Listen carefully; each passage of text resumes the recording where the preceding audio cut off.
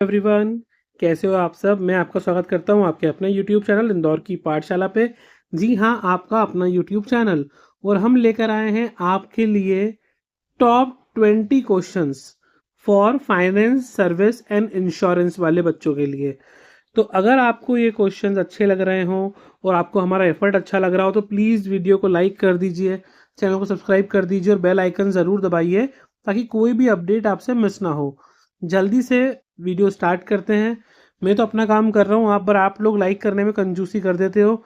एक सेकंड निकाल के सिर्फ जब थम्स अप पे क्लिक तो करना है। करना क्या है आपको, जल्दी से कर लीजिए। आइए हम स्टार्ट करते हैं।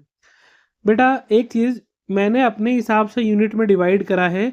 हो सकता है कि आप जो गाइड पढ़ रहे हो, सीरीज़ पढ़ रहे हो या किसी बुक में से पढ़ रहे हो तो यूनिट अलग हो सकती है।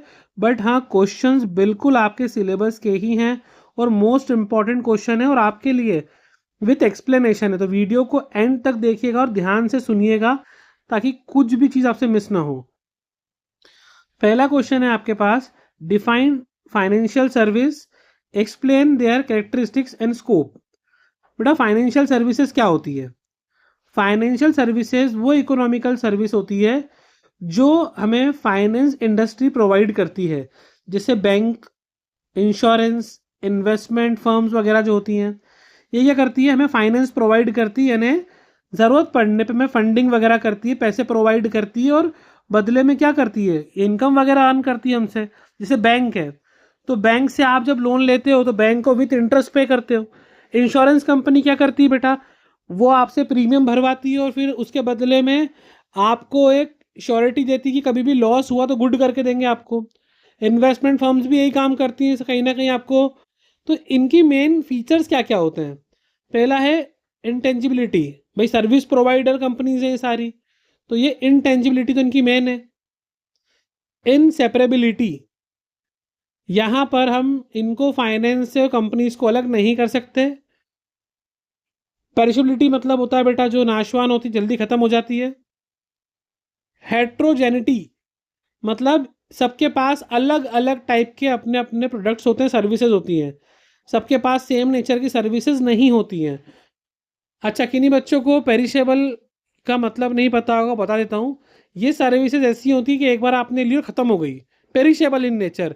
नेक्स्ट टाइम के लिए आपको फिर जब नई सर्विस लोगे तो फिर से आपको इनको पे करना होगा। इनका स्कोप क्या होता है बेटा, फाइनेंशियल सर्विस किस चीज़ में काम आती है? असेट्स मैनेजमेंट करने में काम आती है आपको, किस तरीके से आपको अपना असेट्स मैनेज करना है। एडवाइजरी सर्विस भी प्रोवाइड करते हैं, बैंक भी प्रोवाइड करती है, इंश्योरेंस कंपनी प्रोवाइड करती है और जो बड़ी बड़ी इन्वेस्टमेंट बैंक्स या फर्म्स होती हैं वो भी प्रोवाइड करती हैं आपको। क्रेडिट फैसिलिटी, हाँ ऑफ कोर्स आपको बैंक भी उधार देती है, इन्वेस्टमेंट फर्म्स भी एक तरीके से। अगर आपके बिजनेस में पैसा इन्वेस्ट कर रहे हैं, आप देखते हो शार्क टैंक करके सुना होगा आपने, नहीं भी सुना तो बता देता हूँ कि वो शार्क टैंक्स में यंग एंटरप्रेन्योर्स को बढ़ावा देते हैं, उनके फर्म में पैसा इन्वेस्ट करते हैं वो, जिनका उनको प्लान अच्छा लगता है, तो कहीं ना कहीं वो भी इन्वेस्टमेंट फर्म का ही पार्ट माना जाता है। रिस्क मैनेजमेंट करने में आपको हेल्प करते हैं और इंश्योरेंस तो मिलता ही है आपको। तो ये चीज़ें हैं बेटा फाइनेंशियल सर्विस, उनके कैरेक्टरिस्टिक्स और उनके स्कोप।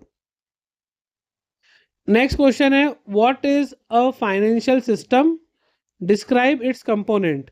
अच्छा, एक चीज़ और, बच्चे क्या करते हैं, जैसे ही देखते हैं वो फोटो खींचना चालू कर देते हैं, स्क्रीनशॉट लेना चालू कर देते हैं। बेटा, पहले एक बार आप पूरा सुन लो, समझ लो, स्क्रीनशॉट आप आराम से लेके बाद में कर लेना। सिर्फ स्क्रीनशॉट लेके पढ़ना हो तो आपके पास किताब है घर पे, लेकिन अगर आप समझोगे नहीं कंसेप्ट को फिर कोई मतलब नहीं मेरा रहता वीडियो बनाने का डिटेल्ड में आपके लिए। तो प्लीज़ थोड़ा सा समझो उस चीज़ को, क्योंकि मैं चाहता हूँ आपके मार्क्स अच्छे आए। Financial system facilitates the flow of fund from the savers to borrowers. बेटा, फाइनेंशियल सिस्टम क्या करता है, जैसे जो सेवर्स होते हैं, जैसे कि हम हैं, हम बैंक में अगर अपनी सेविंग डाल रहे हैं तो बैंक क्या करता है, जिनको ज़रूरत होती है उनको पैसा लोन के रूप में दे देता है। तो एक तरीके से ये फ्लो करता है सेवर्स से बोरोवर तक। हम जो अपना पैसा बचा के बैंक में सबमिट करते हैं, बैंक उसी पैसे को आगे फर्दर लोन के रूप में दे देता है जिनको नीड होती है उनको। इसके कंपोनेंट क्या होते हैं बेटा, फाइनेंशियल इंस्टीट्यूशन में बैंक और एनबीएफसी है ना, एनबीएफसीज भी होती है बेटा, non banking financial companies. Financial market होता है, इसमें मनी मार्केट भी होता है, कैपिटल मार्केट भी होता है। Money market short term market होता है, capital market long term market होता है। मनी मार्केट को नॉर्मली कंट्रोल करता है हमारा आरबीआई, और कैपिटल मार्केट को सेबी कंट्रोल करता है।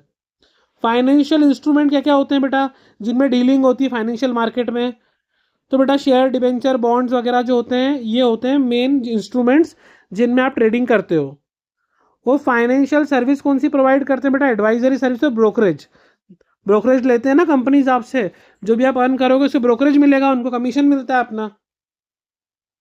नेक्स्ट क्वेश्चन थर्ड पे आ जाते हैं। Explain financial intermediaries.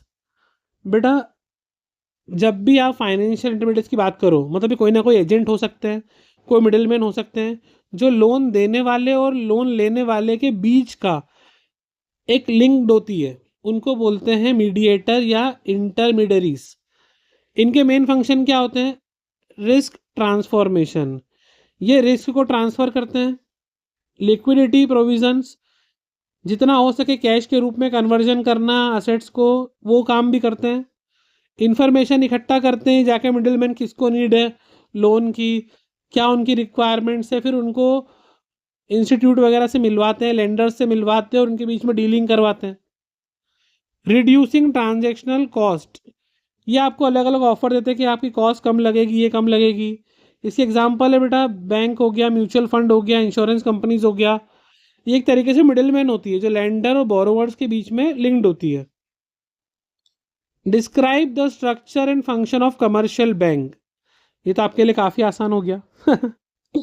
अगर मैं स्ट्रक्चर की बात करूं, पब्लिक सेक्टर, प्राइवेट सेक्टर में भी होता है बेटा। फॉरेन बैंक्स होते हैं, आरआरबीज होते हैं, रीजनल रूरल बैंक जो गांव में काम करते हैं, है ना। पब्लिक बैंक, प्राइवेट बैंक तो पता ही है आपको, और फॉरेन बैंक्स भी पता है, और आरआरबी जो सिर्फ ग्रामीण इलाकों के लिए बने हुए मेनली। इनके फंक्शन क्या होते हैं बैंकों के, ये सब भी आपको पता है। प्राइमरी फंक्शन भी होते हैं बैंकों के, सेकेंडरी फंक्शन भी होते हैं। बेटा प्राइमरी फंक्शन में होता है एक्सेप्ट द डिपॉजिट। दो मेन प्राइमरी फंक्शंस होते हैं बेटा इनके, जो आपने, जिन्होंने बच्चों ने इको लिया उन्होंने पढ़ा होगा, या फिर 10th में अपन ने एसएसटी में पढ़ा होगा। इतना आपको याद नहीं होगा, लेकिन फिर भी मैं आपको हेल्प कर रहा हूँ। तो बेटा प्राइमरी फंक्शन क्या होता है बैंक का, कि जो हम अमाउंट डिपॉजिट करते हैं वो हमारा डिपॉजिट एक्सेप्ट करेंगे।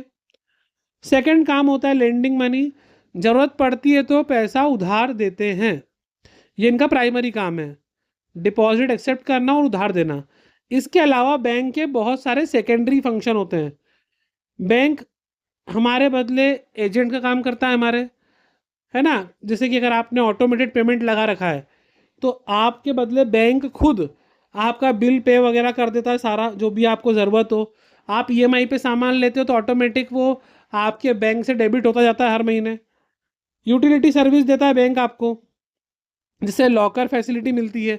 आप अपने कीमती सामान हो गए, डॉक्यूमेंट्स वगैरह हो गए, बैंक के लॉकर में रख सकते हो safely. 24/7 net banking facility provide करता है, चेक फैसिलिटी प्रोवाइड करता है आपको। एडवाइजरी बॉडी होता है बैंक, आपको गाइड भी करता है इन्वेस्टमेंट के लिए। तो ये सब चीज़ें आपको उसमें लिखना है डिटेल वाइज। नेक्स्ट क्वेश्चन है बेटा, discuss the main function of the RBI, reserve bank of India. बेटा रिजर्व बैंक ऑफ इंडिया जो है वो इंडिया का सेंट्रल बैंक है। रिजर्व बैंक ऑफ इंडिया जो बना था वो बना था आरबीआई एक्ट 1934 के अकॉर्डिंग। आरबीआई एक्ट 1934, ये बट इस फोर्स में आया था 1 अप्रैल 1935 में। आरबीआई देश का सेंट्रल बैंक है, इसको अपेक्स बैंक भी बोलते हैं बेटा। कंट्री में सबसे बड़ा बैंक जो होता है वो है आरबीआई। इसके फंक्शन क्या होते हैं? सबसे पहला होता है करेंसी इशू करना। इंडिया में नोट इशू करने की पावर सिर्फ आरबीआई के पास है, कोई और बैंक नोट इशू नहीं कर सकता। ठीक है, नोट इशू करने की पावर सिर्फ और सिर्फ आरबीआई के पास है, इसलिए उसको लिखा है मोनोपोली। दूसरा है बेटा बैंकर्स टू द बैंक या बैंकर्स टू द गवर्नमेंट, दोनों पॉइंट है इसमें। आरबीआई गवर्नमेंट का बैंक होता है, गवर्नमेंट के ट्रांजेक्शन आरबीआई के थ्रू होते हैं। बैंकर्स टू बैंक, सारे बैंकों के लिए उनका बैंक कौन है? आरबीआई। जैसे हम ज़रूरत पड़ने पे अमाउंट डिपॉजिट करने और लोन लेने बैंकों के पास जाते हैं, वैसे बैंकों को जब नीड होती है तो वो आरबीआई के पास जाता है। कंट्रोलर ऑफ क्रेडिट, बेटा इंडिया में जो भी क्रेडिट कंट्रोल करना है, जो भी मॉनेटरी पॉलिसी बनाना है, कंट्रोल करना है, वो सारा काम आरबीआई करता है। इसके लिए CSR, SLR, जो CRR होता है, कैश रिजर्व रेशो, SLR होता है, इसे चोरी liquid ratio, repo rate, reverse repo rate, इनको कंट्रोल करता है। ज़रूरत पड़ने पे इनको बढ़ा भी सकता है, इनको कम भी कर सकता है। कस्टोडियन ऑफ फॉरेन एक्सचेंज, जो विदेशों में हम जाते हैं, डॉलर वगैरह एक्सचेंज होता है, इंपोर्ट एक्सपोर्ट वगैरह होता है, वो सारा एक्सचेंज RBI के थ्रू ही कर पाते हैं। नेक्स्ट हमने यूनिट 2 में डिवाइड करा है डिफरेंट टाइप के मार्केट और इंस्टीट्यूट जो ज़रूरी हैं। पहला है बेटा difference between banking and non banking financial intermediate, मतलब नॉन बैंकिंग वाली इंडस्ट्री। तो बैंकिंग वाले में अपन ने पढ़ा है कि डिमांड जो भी हम करते हैं उनको एक्सेप्ट करते हैं, ये डिपॉजिट जो देते हैं इनको हम, और क्रिएट्स मनी, ये उसे प्रॉफिट अर्न करते हैं। हाईली रेगुलेटेड होते हैं ये बेटा, पूरी तरीके से जो RBI के नॉर्म्स वगैरह रूल होते हैं उनको फॉलो करते हैं। और जो NBFCs होती है, non banking financial companies, can not accept demand deposit, ये डिमांड डिपॉजिट एक्सेप्ट नहीं करते, ओनली टर्म डिपॉजिट एक्सेप्ट करते हैं ये। इनका जो फोकस होता है स्पेशलाइज्ड लेंडिंग, मतलब लीजिंग या हायर परचेस पे इनका फोकस होता है NBFC का। ठीक है, आप इसमें और बड़ा डिटेल निकाल सकते हो। ये सिर्फ सॉल्यूशन आपको क्वेश्चंस के बारे में समझाने के लिए था, क्वेश्चन क्या है और आपको उसमें आंसर क्या लिखना है। नेक्स्ट क्वेश्चन है आपके पास, what is the development bank? Development bank provide long term finance for industrial and agriculture development. अगर आपको कुछ इंडस्ट्री ओपन करना है, एग्रीकल्चर डेवलपमेंट करना है, तो उसके लिए आप डेवलपमेंट बैंक में जा सकते हो। इनका मेन फोकस होता है इकोनॉमिक ग्रोथ करना, सिर्फ प्रॉफिट अर्न करना नहीं होता। एग्जाम्पल के लिए IFCI, IDBI और SIDBI है ना। IDBI, SIDBI, IFCI ये स्पेशल डेवलपमेंटल बैंक होती है जो आपको लॉन्ग टर्म के लिए लोन प्रोवाइड करती है। इंडस्ट्री ओपन करना हो या आपको एग्रीकल्चर डेवलपमेंट करना हो तो उनके लिए आप इनके पास जा सकते हो। मर्चेंट बैंकिंग क्या होती है बेटा? तो मर्चेंट बैंकिंग ये भी एक तरीके से मीडिएटर होते हैं to for the corporate clients managing IPOs, initial public offer, underwritings, merger, acquisition, मतलब ये इनके लिए काम करते हैं। मर्जर करवाना है, इक्विजिशन करवाना है, IPO वगैरह मैनेज करना है, कॉर्पोरेट क्लाइंट्स को कंट्रोल करना है, और ये उनको फाइनेंशियल एडवाइज़र भी होते हैं, उनको एडवाइस भी करते हैं। नेक्स्ट क्वेश्चन है, what is money market? Money market मैंने आपको बताया शॉर्ट टर्म फाइनेंशियल मार्केट होता है बेटा, जिसमें जो इंस्ट्रूमेंट होते हैं वो 1 साल से कम के लिए होते हैं। ये हाईली लिक्विड होता है बेटा, क्योंकि 1 साल से कम के लिए आपने जमा करा है, इजीली इनको कैश में कन्वर्ट कर सकते हैं। मॉनेटरी पॉलिसी इंप्लीमेंट होती है इसके अंदर। और नॉर्मली इनमें क्या क्या चीज़ डील होती है बेटा? तो call money, treasury bill, certificate of deposit, COD भी बोलते हैं लोग, कमर्शियल पेपर। नॉर्मली इनकी डीलिंग होती है मनी मार्केट में, call money, treasury bill, certificate of deposit और कमर्शियल पेपर्स। और भी होते हैं पर ये मेन है। नेक्स्ट क्वेश्चन है, what are the defects of Indian money market? हो सकता है 9 और 10 साथ में पूछ ले, एक बड़ा क्वेश्चन बना के। तो इंडियन मनी मार्केट की कुछ डिफेक्ट है। पहला, lack of integration between organise and unorganise sector. हमारे यहाँ बेटा ऑर्गेनाइज और अनऑर्गेनाइज दोनों टाइप के सेक्टर है। ऑर्गेनाइज्ड वो जो गवर्नमेंट के नॉर्म्स फॉलो करते हैं, एम्प्लॉयज़ को अच्छी सैलरी मिलती है, जॉब सिक्योरिटी मिलती है, प्रॉपर मैटरनिटी रिलीफ वगैरह मिलती है, जो गवर्नमेंट के रूल सब फॉलो करते हैं। और अनऑर्गेनाइज सेक्टर जहाँ पे कोई वर्किंग आवर फिक्स नहीं, कोई गवर्नमेंट की स्कीम का एम्प्लॉयमेंट का फ़ायदा नहीं, कोई जॉब सिक्योरिटी नहीं, कोई भी कभी भी निकाल सकता है, वो होता है अनऑर्गेनाइज सेक्टर। तो उनके बीच में इंटीग्रेशन नहीं हमारे यहाँ। Seasonal stringency of the fund, हमारे यहाँ सीजनल फंडिंग का इशू होता है। कोई यूनिफॉर्म रेट नहीं है। और मैंने बताया इंस्ट्रूमेंट भी बहुत ज़्यादा नहीं इनमें डीलिंग कर सके हम। रेमेडीज़ क्या है? सेकेंडरी मार्केट जो है उसको डेवलप करो और इंस्ट्रूमेंट और लेकर आओ जो सफिशिएंट नहीं है हमारे पास। गिने चुने इंस्ट्रूमेंट है जिससे हम मनी मार्केट में पैसा इन्वेस्ट कर सकते हैं, तो हमको चाहिए कि और ऐसे इंस्ट्रूमेंट लेकर आएँ जिसके थ्रू हम मनी मार्केट में पैसा डाल सकें। नेक्स्ट मार्केट है बेटा कैपिटल मार्केट। ये लॉन्ग टर्म मार्केट होता है, 1 साल से ज़्यादा के लिए। इसमें जो डीलिंग होती है वो इक्विटीज़ वगैरह में करते हैं, बॉन्ड में करते हैं, डिबेंचर्स में करते हैं। ये कैपिटल फॉर्मेशन करने में या हमको कॉर्पोरेशन ग्रोथ करने में काम आता है। नॉर्मली लॉन्ग टर्म के लिए ही लोग इन्वेस्ट करते हैं, ताकि एक बार इन्वेस्ट करो लॉन्ग टर्म के लिए, फिर उसको कैपिटल बना के रखो ताकि फ्यूचर में काम आए।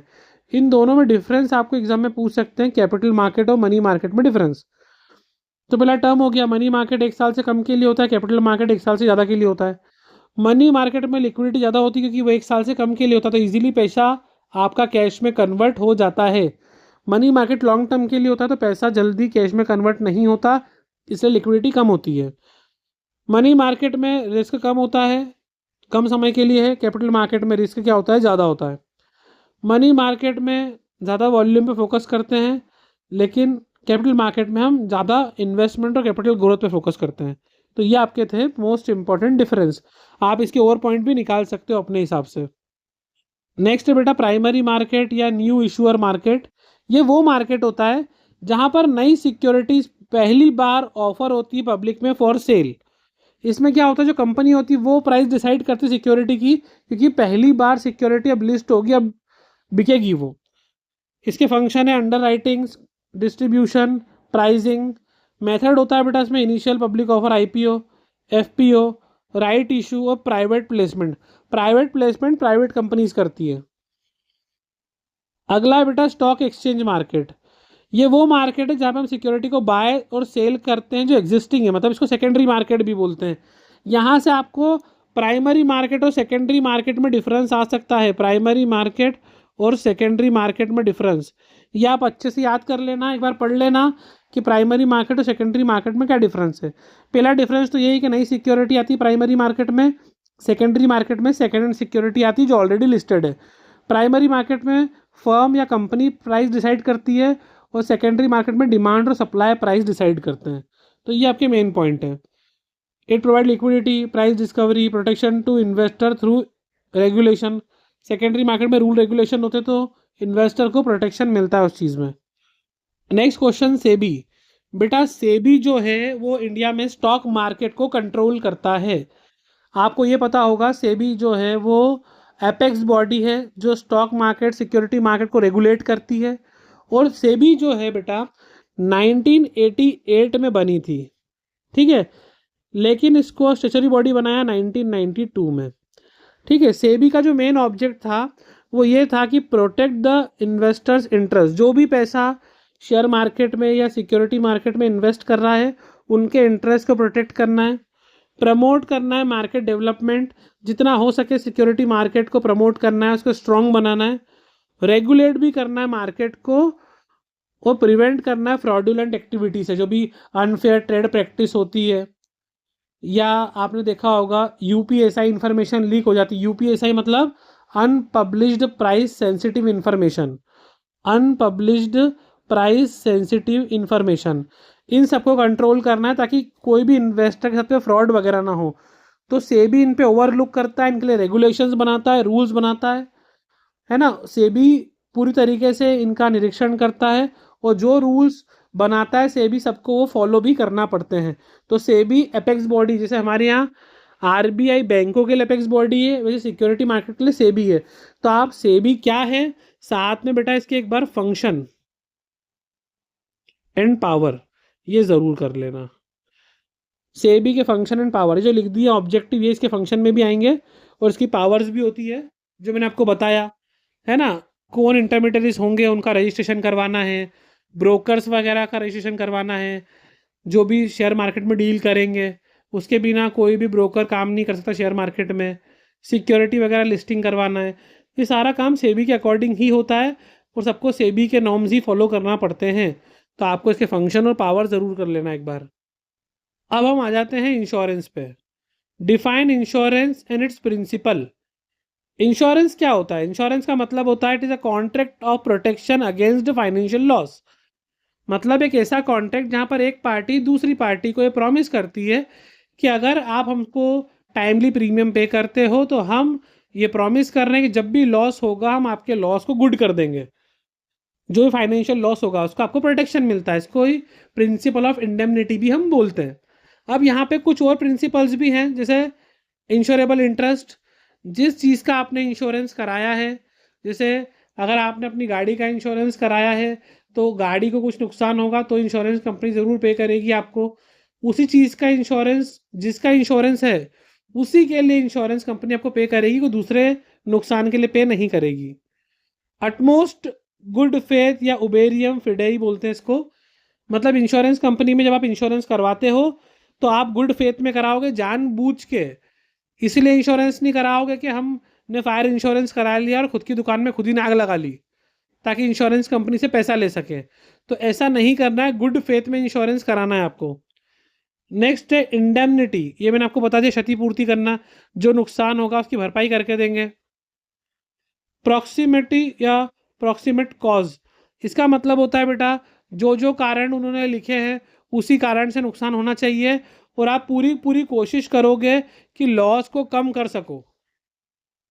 ऐसा नहीं कि आपने फायर इंश्योरेंस करा लिया, आग लग रही है और आप उसको आग बुझाने की कोशिश भी नहीं कर रहे हो, जलने दे रहे हो कि आओ ठीक है इंश्योरेंस तो है ना। तो आप लॉस को कम करने की कोशिश भी करोगे, और जो लॉस हो रहा है वो उसी रीज़न से होना चाहिए जो रीज़न आपने इंश्योरेंस कंपनी वालों ने आपको लिख के दिया है। जैसे आप फायर इंश्योरेंस करते हो तो वो आग की वजह से ही नुकसान होना चाहिए, किसी अदर कारण से होगा तो इंश्योरेंस कंपनी पैसे आपको नहीं देगी। अगला है सब्रोगेशन।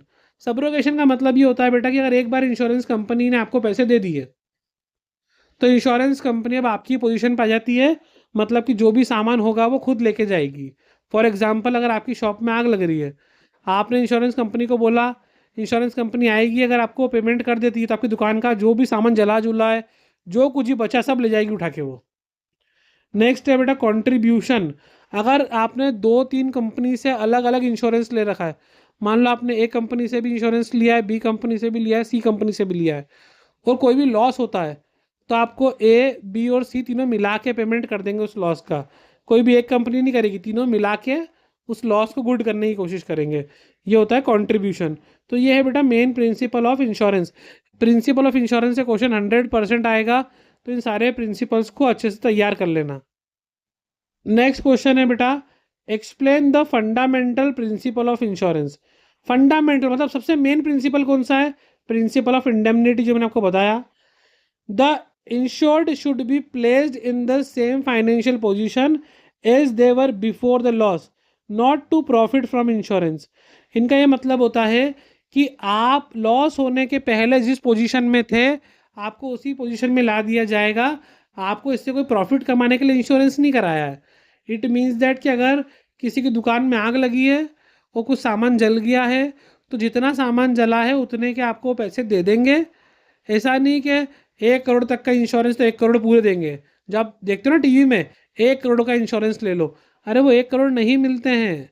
1 करोड़ का हेल्थ इंश्योरेंस, अरे जितना आपको हेल्थ में पैसा लगेगा, मान लो आपके उसमें इलाज में 1-2 लाख रुपए लगे, तो वो उतने ही पैसे आपको देंगे, कोई 1 करोड़ दे के नहीं जाएंगे।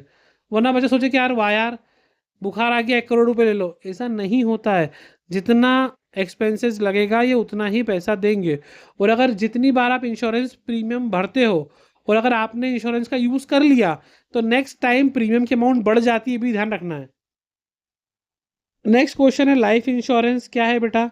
मैं आपको एक एडवाइस दे रहा हूँ, आप लाइफ इंश्योरेंस, फायर इंश्योरेंस और मरीन इंश्योरेंस, इन तीनों का ना एक बार डिफरेंस पढ़ लो ताकि सारे क्वेश्चन कवर हो जाएं।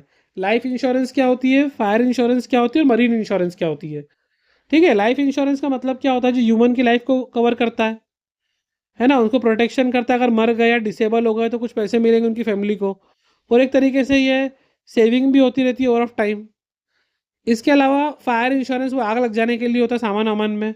और मरीन इंश्योरेंस अगर समुद्र में जहाज के थ्रू आप सामान पहुंचा रहे हो तो जहाज डूब उब जाए तो सामान आपका सेफ रहे, उसके लिए आप मरीन इंश्योरेंस करवाते हो। तो अब एक बार इनका डिफरेंस पढ़ लेना, फायर इंश्योरेंस, लाइफ इंश्योरेंस और मरीन इंश्योरेंस का, ताकि फिर कोई भी क्वेश्चन आए तो बना सको उसको। नेक्स्ट क्वेश्चन है what is the insurance claim? A request by policy holder to the insurer for the compensation. भाई जो भी व्यक्ति ने इंश्योरेंस लिया है वो इंश्योरेंस कंपनी के पास जाएगा और अप्लाई करेगा कि भाई मेरे को ये प्रॉब्लम हो गई है, मेरा क्लेम एक्सेप्ट कर दो या अप्रूव कर दो। है ना, मान लो किसी ने लिया है हेल्थ इंश्योरेंस और वो व्यक्ति बीमार हो गया है, तो वो इंश्योरेंस कंपनी के पास उसके फैमिली मेम्बर्स हो जाएंगे पॉलिसी लेके के भाई ये व्यक्ति इस हॉस्पिटल में भर्ती है, आप प्लीज़ ये इसके हॉस्पिटल का बिल वगैरह सेटल कर दीजिए। तो उसको बोलते हैं बेटा इंश्योरेंस क्लेम। इसकी प्रोसीजर क्या होती है? सबसे पहले आपको देना पड़ता है नोटिस ऑफ लॉस, किसको? इंश्योरेंस कंपनी को। सबमिशन ऑफ प्रूफ, प्रूफ सही जमा करना पड़ेगा कि हाँ वाकई में लॉस हो रहा है। जैसे किसी ने फायर इंश्योरेंस करा, दुकान में आग लग गई, तो पहले तुरंत उसको इंश्योरेंस कंपनी को फ़ोन करना चाहिए कि मेरी दुकान में आग लग गई है। इसके बाद जो जो सामान जल रहा है, जो नुकसान हो रहा है, उसका प्रूफ दो सामने वाले को, अगर वो उस समय मौजूद ना हो पाए तो। थर्ड है इन्वेस्टिगेशन बाय द सर्वेयर। अगर इंश्योरेंस कंपनी एक सर्वेयर पहुंचाती है जो इन्वेस्टिगेट करता है, मामला देखता है कि जो चीज़ें आप बोल रहे हो सही कि गलत है। वेरिफिकेशन करना ज़रूरी कि जो आपने क्लेम करा है और जो वास्तव में नुकसान हुआ है वो दोनों बराबर है या नहीं है। कहीं ऐसा तो नहीं है कि नुकसान कम हुआ हो और आप ज़्यादा दिखा रहे हो। नेक्स्ट है बेटा सेटलमेंट कर देना। फिर अगर उनको सब चीज़ ओके लगती है, क्या लगता है, तो आपसे बात करते हैं, वो सेटलमेंट करके चले जाते हैं। तो ये हो गया आपका insurance claim. Last topic of the video.